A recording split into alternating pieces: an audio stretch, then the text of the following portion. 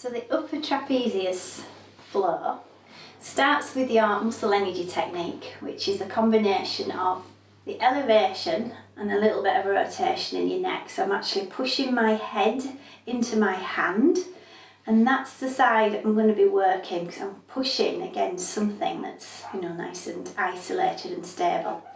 Meanwhile, I'm actually going to bring that chair underneath my bottom almost and hug it.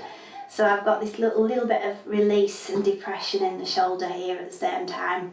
So drop it down. You might even get a little bit of a head motion as well.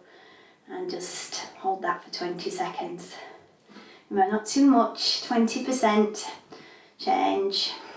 So I've got this feeling of almost depression in the shoulder, but I'm taking my head into a slight turn.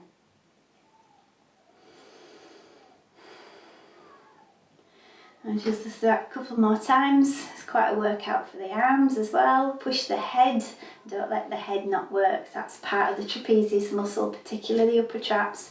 So anybody who feels like they do a lot of computer work and you end up with your shoulders up near your ears by the end of the day, you think about what you're doing here is just almost teaching them where they should belong. Put them down a bit, put them down a bit. Draw up the shoulders away from the ears, yeah. So one more time. Hand on the head, hold the chair, pull that up, drop the shoulder down. Lovely. But you're pulling the chair up, so you're activating this lovely sort of rise in the shoulder, elevation. Okay, last one. So we've got our muscle energy technique out of the way. So now I'm going to go to part 2, which is the antagonist muscle, which needs to depress the shoulders away from the ears. Now if you sat down, nice and simple, you just get yourself on the edge of the chair, stiffen the elbows, and then just see if you can sort of dangle off the end for a few moments, because that should be enough. The body weight is enough to depress that area in the scapula and let yourself feel that heaviness of the body. Yeah, you can slide back on, have another go.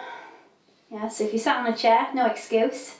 Get your bum off the end, stiffen the elbows and depress the shoulders. Okay?